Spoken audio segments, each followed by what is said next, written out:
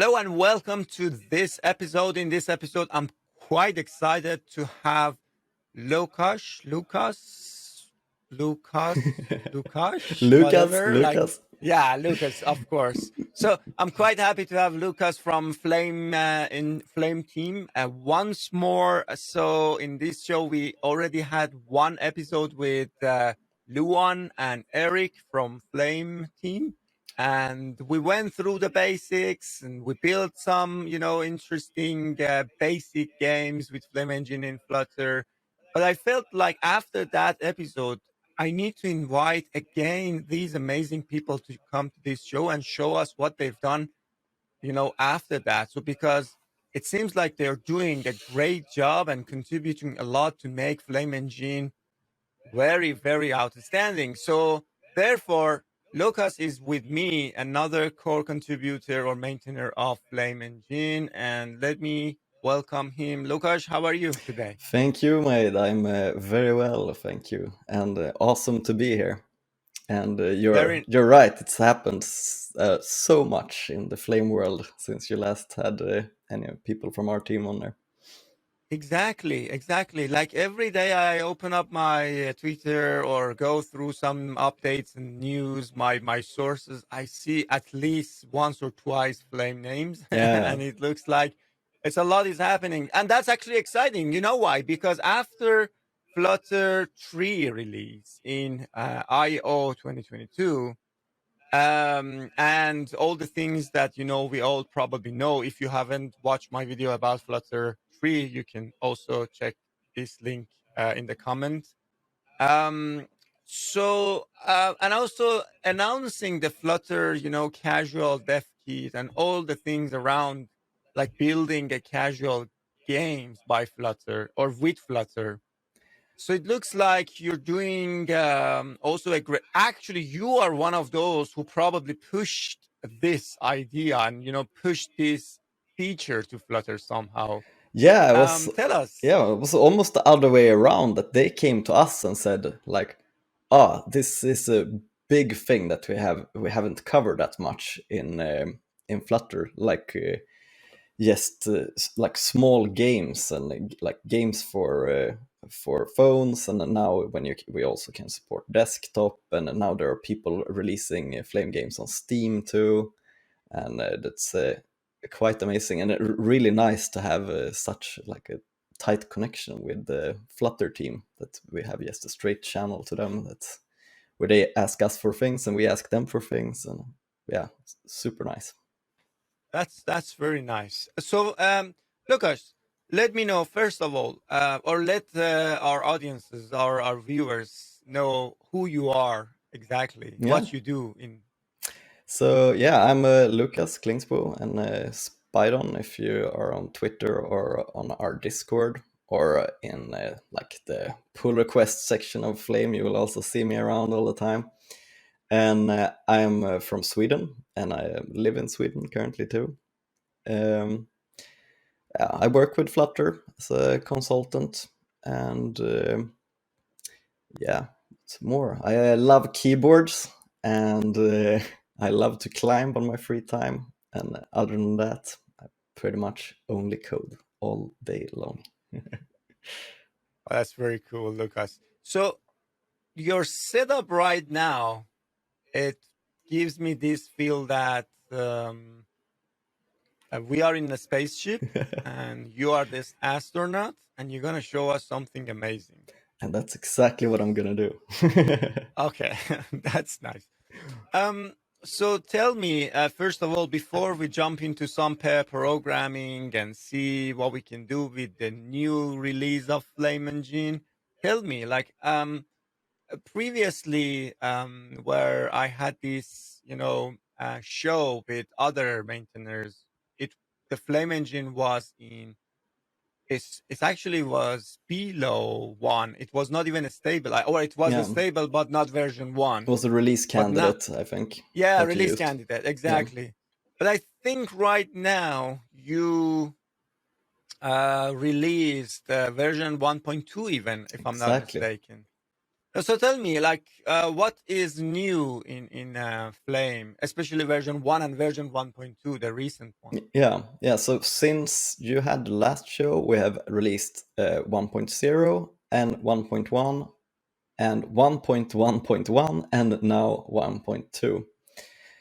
And there are lots and lots of new things. I'm not sure exactly which release candidate you were on, but before version 1, we didn't have the what we call the Flame component system wasn't as like advanced as it is now. So the Flame component system it can be compared a little bit to the widget tree, so that all components can have children, and those children can have other children components, and then you can build quite advanced structures. And a component could be, for example, like the player, and a child component of that player could be like the player's hat or a weapon or whatever, and then those ones will move around with the player.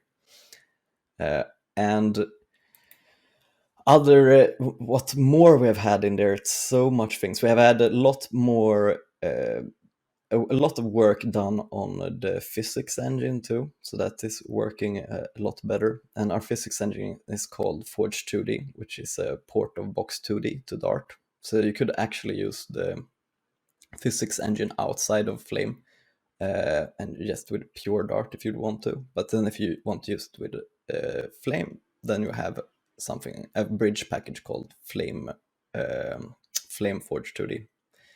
And a lot has happened with these bridge packages too. So for example, a few days ago, Audio Players 1.0.0 was released, which is another package that we in Bluefire maintain.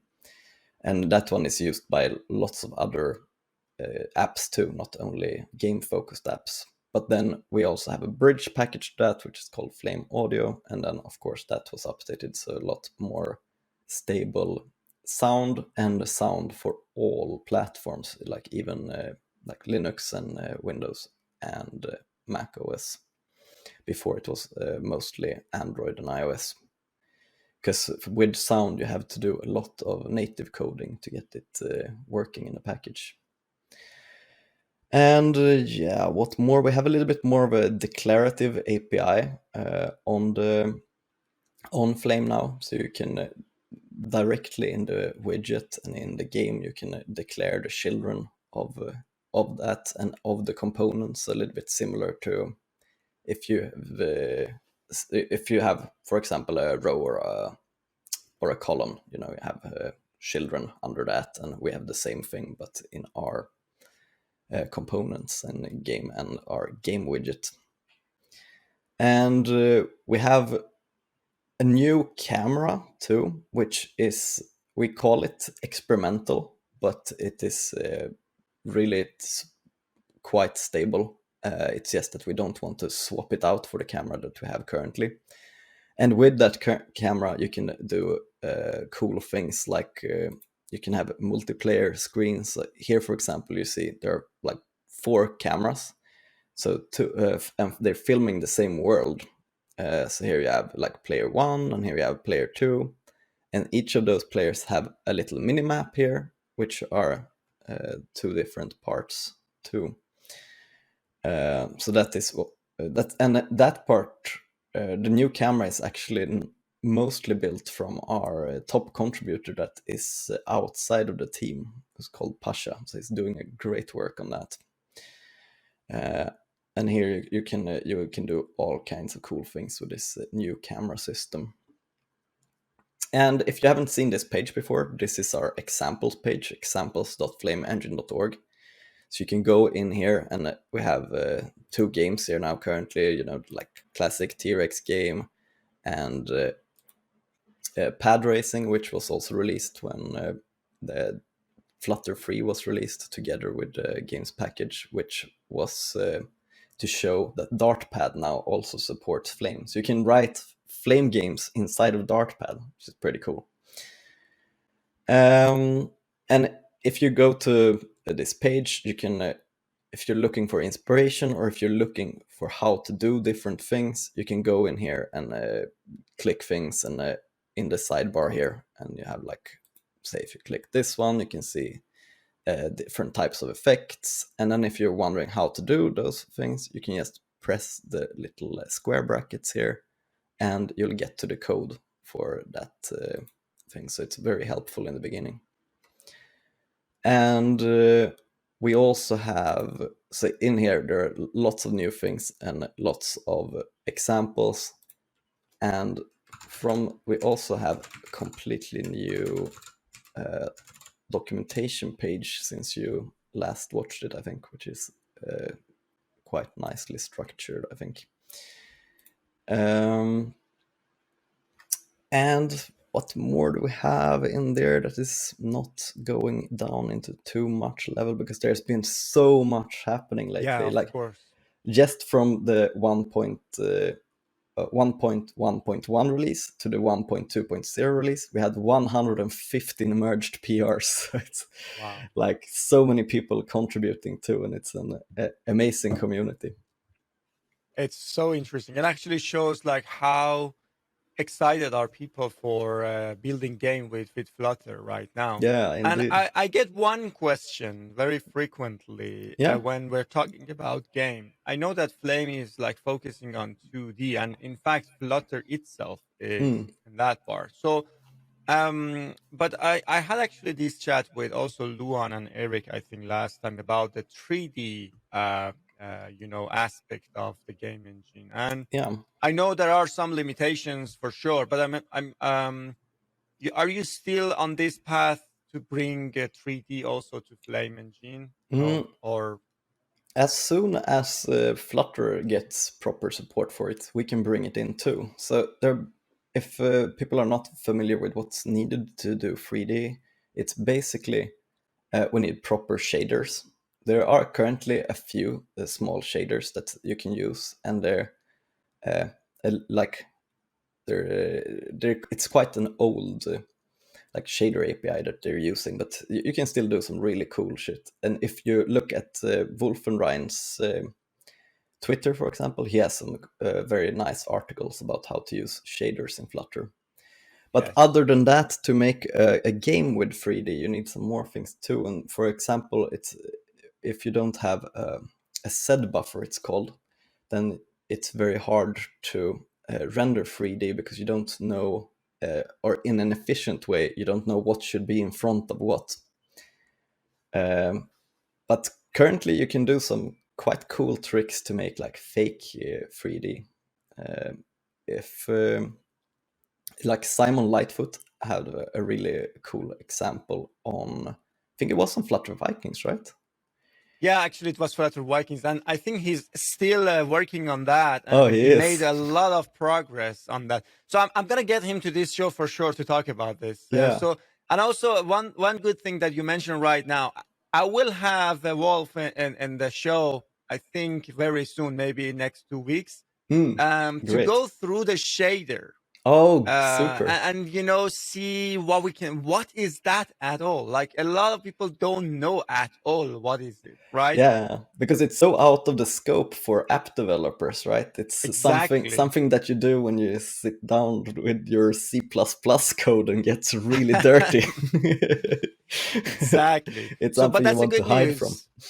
That's a good news for everyone who is watching and interested in this topic. So I'm gonna have these people on the show and talk about that. So we go deep dive into this and see what it is, how you can work with it, what you can do, and all the limitations and advantages. That's awesome. So Lucas, let's now. Well, in this show, we don't just talk; we actually practice. We just write code. So I think this is the interesting part of this show. Yeah. Therefore, what can we do together? I'm really interested of building a game, a very simple game, maybe together today with the latest and greatest edition of Flame Engine. Yeah, sounds great. And I haven't really prepared anything for this, but it's always fun to like That spontaneously code something and you just see what you exact. come I up mean, with. this is the beauty of this show because, well, you don't prepare. You just go naturally and we face errors, issues. And Yeah. I really want everyone to face it. Like, see, this is a real, programming, pair programming, let's say. session. Okay, let's get started. Tell us first of all what you want to do. Like, Yeah, so I this morning I saw a really cool effect that Eric, one of the teammates, had done, and it was very short code, and I was impressed that he could get it that short with the Flame engine, even though I know Flame engine inside and out, and it was quite beautiful. So I think I'm gonna try to just make a similar effect. The only thing he had done was having like balls coming in and kind of doing a little bouncy thing to that's go nice. out. And I'm gonna do, I don't know, we can do some other effect with the balls or so, I think, and just try Let's see. to get as short code as we can to like fit it all on here so that people can understand what's happening too without having Okay. too much code. So we can start to look at here what we're having. This is just the main file, like always, and we can close this one down actually because we won't need any other files. Before you actually start, Yeah, for those who are watching and they just jump into this section, first of all, hello, and secondly, you need to watch my previous show or session with Eric and Luan talking about Flame Engine, the basics and how it works. So I think it's gonna be beneficial to you if you look at it. So the links will be in the description below or somewhere here right now. Okay, move on. super, yeah. So this is what a basic Flame game that is just completely black looks like. Not very interesting. So we have our own widget called the game widget, and in a game widget you can pass in a game class, and usually you write the game class yourself and you just extend the Flame game. But in this little test today, I was thinking we can just use the pure Flame game, and we use this new declarative API that we have on here, which makes us able to give it children directly. And the children that are here, that are Flame components, so not widgets like you used to in Flutter. So first of all, we said we're gonna, first of all, let's just do something so that we can see that it works and show it on the screen. So we can say that we have, let's just put in a circle here. And the circle, you want to give it a radius, and we can give it a position. So let's try as the radius of 5 maybe, and position. And in Flame, we use a lot of a class called vector2. And vector2 it's just a tuple. It's x and y coordinates in there. And you can do vector calculations with it, but usually if you don't know that much about vector calculations, you don't have to use that stuff at all, because most of that is done under the hood in Flame. So let's just try to put it somewhere up in the corner, like 100 logical pixels in. All right, and this one complains that it wants a list and not just that. So let's try and see if we have a ball there now. And then later we're gonna try to get the balls to actually do something. And there is no ball here, so it might be because we have missed to give it a paint. So let's do that quickly without updating here. Well, actually, we decided to use Dartpad for this session. You know why? Because Dartpad now supports Flame Engine. Why not? Right? Right, Lucas? Let's do Yeah, that live. will be exactly. I've never done live coding in Dartpad before, so this will be very interesting because I have all the Vim bindings and stuff in there. So you will probably see a lot of like JK and yeah, a lot of Vim short bindings, but we should be Let's see. fine. Yeah, let's continue. So we can see here we have just added a circle component here. So it's just a little circle. Let's bump it up a little bit so you can see it's very small now. And then we can add, let's start with adding multiple of these circle components next to each other. And then we can add an effect to what they're doing. So then instead of having that list there, we can do like a for, let's see, they want a bar there, right? And let's maybe add, that will maybe not fit on there. Okay, let's add 10 of them. And could also have used like list.generate here, I guess, but we'll go this way now. And then we'll just position them with, so first one here is the X value and the second is the Y value. And I think we can we'll put it a little bit further down, and then we'll put it maybe 2 times the, let's define a variable here that is the radius. So that we can use that one to put in the other ones later. So let's put the radius here. And then we can do I times radius times 2, maybe. Then there are a little bit of space in between them. Let's see, what does this complain at? Expected to find, do I have to have it like that? No. Okay, something is missing somewhere.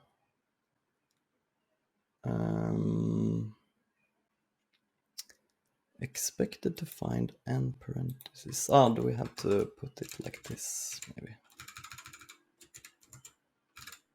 Oh, and there is no auto formatting in here, so okay, isn't it? I thought it has auto format. Or maybe no, because there is an error. Probably that's because of that we don't have.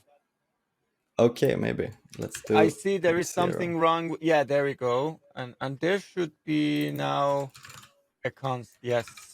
Does it auto format when you press run, or let's see? Well, we'll be fine. Yeah. Well, anyway, there is actually a format button on the top, so you can. Is there? Oh, there is. Awesome. Okay, so now we see our 10 balls here. For some reason, they are not spaced as I thought they would be, but this will be fine too. And let's move them in a little bit to the left, and let's make them a little bit smaller. So we can see that here. And let's also try this format button and see if it works. And then one question here. So usually I ask silly questions. Yeah, so now we have spherical components. So like, can I also use like other in like when I use the Flutter, a Flame components, let's say, can I also combine them with Flutter, let's say widgets, for example? Like in this case, maybe I can wrap this with like a padding, which is from Flutter material, so. You cannot, unfortunately. We have our own components to do those things, but since the Flame works quite fundamentally different to what the widgets are used to, because the widgets are used to being like super efficient at not updating, they try to update as seldom as possible. And in Flame, it's like exactly opposite. Everything tries to update as much as possible because they run in this game loop that is called. So it's running on 60 times per second every update, and render is called on each component.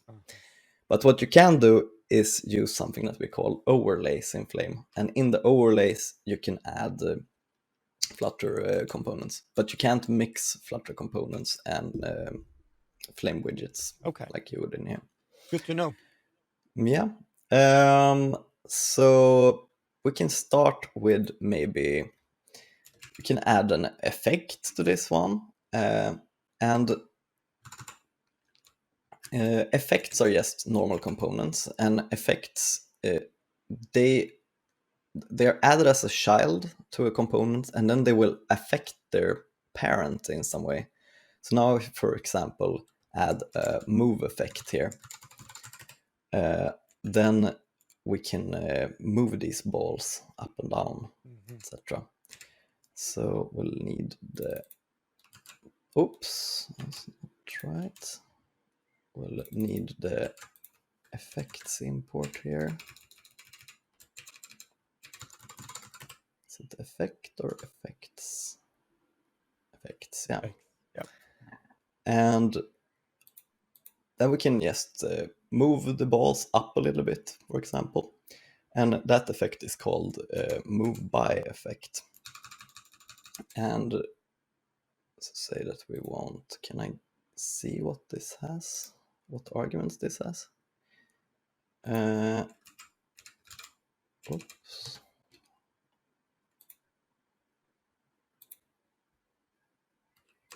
Okay, now it's just empty here. What is it? It's first we can have duration, I think, and maybe it's not duration. I think you can click on. Can I click on it and see what it wants? Yeah, if you remove the error first, like remove okay. the. Remove the duration. Yeah. So I think you can actually double check the effect if you hover over it. Hover over here. It says that 2 positional arguments expected. Yeah, you can look at the view doc. I think it will show you then. Oh, where it says the what it says. Here. Yeah, here, there you view go. docs. It goes in here. Okay, no, it's not. It's just It's about the formatting error. thing. Okay. Okay, but I'll take it here from my other thing. So when we add the move by effect, that one wants to have. I know that it wants either speed or a duration, and then it wants something that changes the position. But I don't remember. It's all named. Oh, that's why. It's probably not a named argument. So let's have a look at that. Yeah, so the first one is just what we want to move the effect by. So we'll just move it upwards a bit. And here we use that vector 2 that I was talking about again. And we don't want it to move in the x-axis. We only want it to move in the y-axis and upwards. So let's move it by 20 pixels upwards. And in here, we also need something that we call an effect controller. And this is where we will say how the effect should move to this place. So when I say that it should move to -20, it won't directly move there, but it will do so by after some, like during a time and after, like following a curve. So we can add a duration here and say that maybe it should go up there in 0.5 seconds. And in Flutter, there's this really nice library with curves in it that you can use in here. And the curves, nice, here it auto-completes me. The curves they have a really nice documentation for it. It's basically just different like graphs. So if I would do bounce in, for example, I guess it would be maybe quick first and then go back a bit, and then, yeah. So we can try that and see what effect we get. So let's just see if this actually does something now. So now I guess it should affect all the balls in the same way directly. But later we want them to not be. Yeah, so that was very quick. Maybe if we make this a little bit bigger, and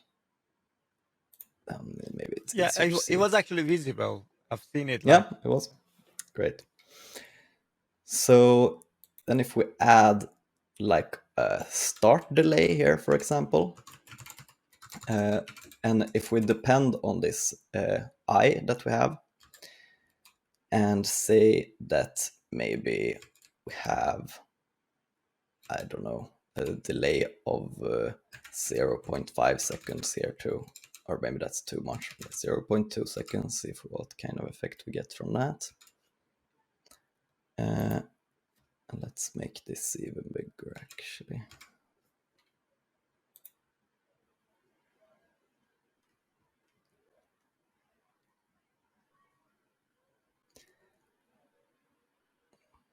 No. So now we get some kind of effect. And then if we want them to also go back from that effect, we can add something called alternate here, and that we can set to true. And then they will go back and to their original position. And then we also have infinite here. She'll also can set to true, and then they will just go back and forth in infinity. Mm-hmm. So let's see if we can get that going. So Flame, if you want to make some animations too, it can be quite nice to use Flame too.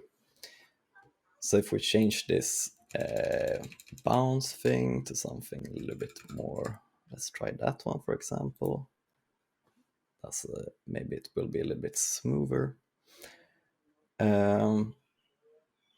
So Flame can be used like not only to use for games, but you can do all kinds of things with it. I've seen someone, like the strangest thing I think I saw was someone building a graph system with it, so that you could build like have little balls and graphs, and the graphs even it had like even physics built in. So if you like pulled one of the nodes in the graph, others would follow, and like really overkill for a graph system. But yeah, so and let's see, we can maybe, yeah, what else do we want to do? We could have, say that we add another color here, and that we change that one with I. So the paint, and then we set the color. You have any favorite color? Let's go for green. Let's go green then, and then we guess we have to import the material.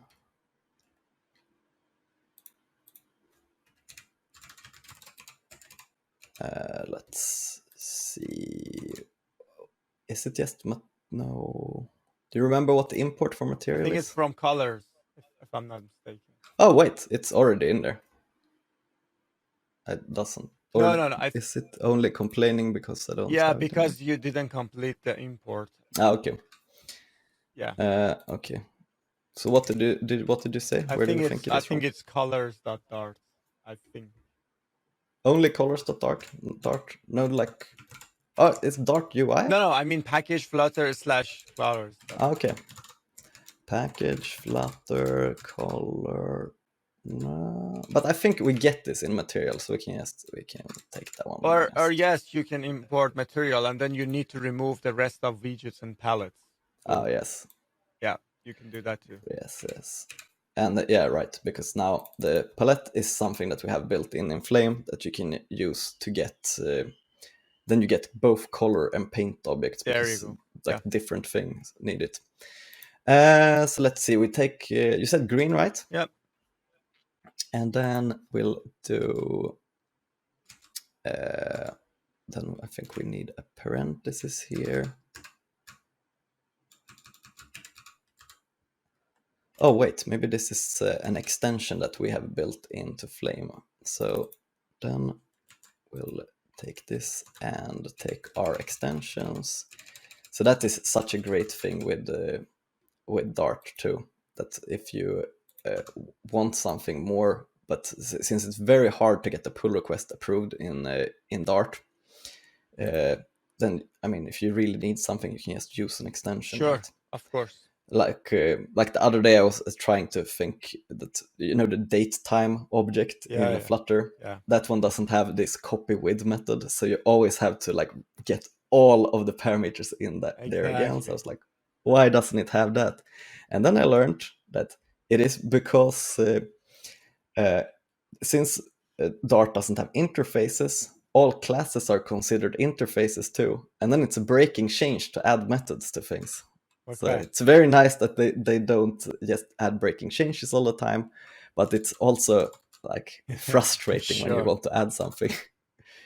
I think it's Brighton. Is it not? Yeah. And I think this one takes a value between 1 and or 0 and 1, I would guess. So let's take I divided by 10 maybe. See what we get. So now we should get some different colors on these little moving balls too.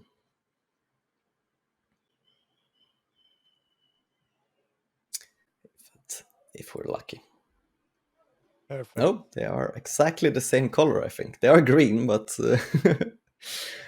It's not enough probably. So, but maybe what not. if we just randomize the color? Yeah, let's try that. So in Flame we have the color extension, and then we can just use a random here, and we can set some parameters for the randomness too, but let's just start with random and see what we get. So like in Dart the color extensions can't override factories or static methods, so that's why I have to write out color extension here fully. Yeah, so there we have some random colors. That's nice. Should we add another effect maybe? Let's do that. Let's do that. One more effect and then wrap it up. Yeah, sounds good. So what effect should we have? A rotate effect is not very interesting since it's a circle, so it won't see it. We have a size effect so that it can change sizes. We have what more do we have? Or maybe we could, yeah, let's try a size effect. Okay. And so the size effect, it works the same way as the move by effect. And so right now the radius is 30 on the balls. That means that the size of the ball is 60 times 60. Yes. So let's, should we make them smaller maybe? Yep. Or bigger? Let's make them smaller. And then it's the same thing here. We need to add an effect controller and a duration. So if we make the duration a little bit off of the other one, and we can see what happens with that. And we can skip the curve, then it will just be a linear curve. Or it's always cool with a curve. Let's choose some random curve. Yeah, okay. And a fun thing, actually, this curves thing, it comes from another game library that was just brought in to Flutter by a person that started working there. Very interesting. And he's like, "Oh, we need some curves." So he brought it with him from the games engine. And yeah, well, let's take some random curve. We'll see what it does, and let's put some start delay on this one too, so that they don't all do the same thing. And we can have the same start delay there. And it's not spelled duration. Let's see. And now I have we can do the scale 2 effect, isn't it called that? Let's see. Scale effect is called, oh, okay, that one is a little bit different. And the scale is, of course, so this makes more sense for a circle to use the scale effect. So the scale is you just times its size. So right now it's 1.0 scale, of course, and we can do so it becomes double the size. Oh, actually, you can scale it in both directions if you would not want it to just scale in One. like scale up both x and y. Yeah, but let's do both now and see what it looks like. Okay. Okay, let's try that. See what we get.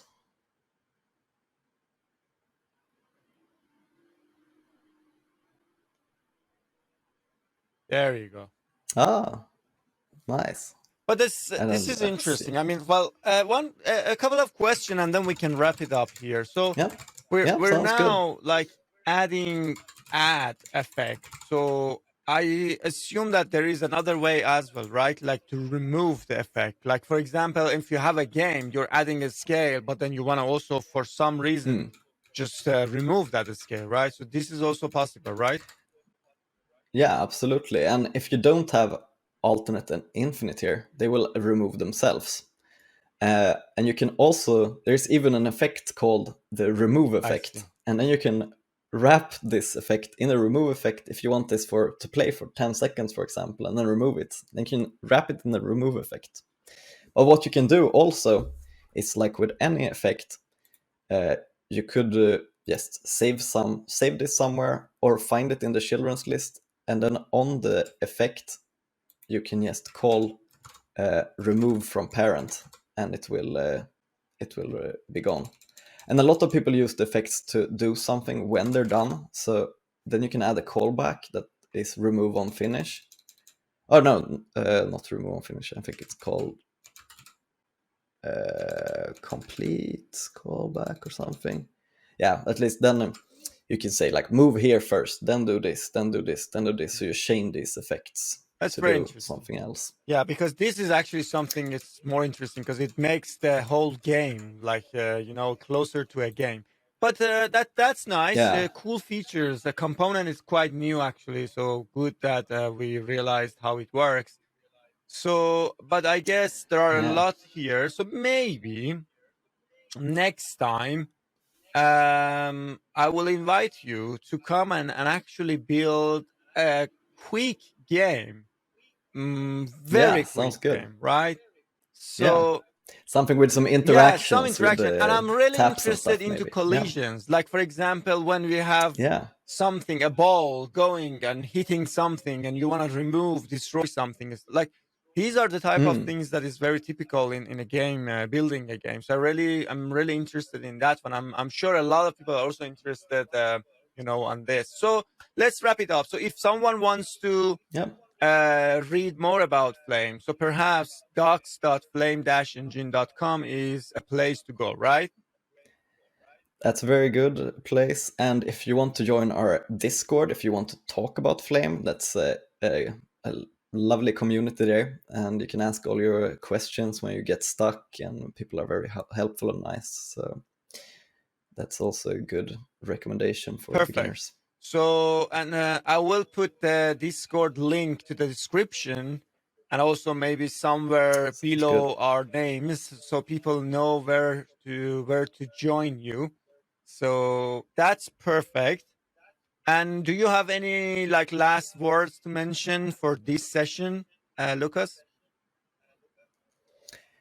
Um, I don't know. It's soon weekend. What else could you do than scrap all the current plans you have and build a game in Flame? Even if it's not weekend when you are watching or close to weekend, still scratch Exactly. everything. Like as Lucas, Exactly. just start building a game with Flame. Get back to Lucas on Twitter. I put his Twitter account here in the description, and also all the other links relevant to Flame Engine. So please go ahead, ask them question, and they are really nice people, always open to answer all of your questions. And also remember to support them on GitHub, as well as by, I don't know, maybe stars financially, and also sending PRs, even opening a great issue. I Yeah, think always it's a way to contribute to an open source. Make sure you do that. absolutely. I agree. Okay. So thank you very much, Lucas. I will definitely have you once more in this show, at least, so to talk about to other things, other aspects of a game, like for example collision, as we talked, and then looking forward to that myself. With that said, I Me guess too. I should say goodbye to you and wish you a very good day, as well as our audiences. Thank you very much for watching, and see you next time. Thanks a lot for having me, Wade.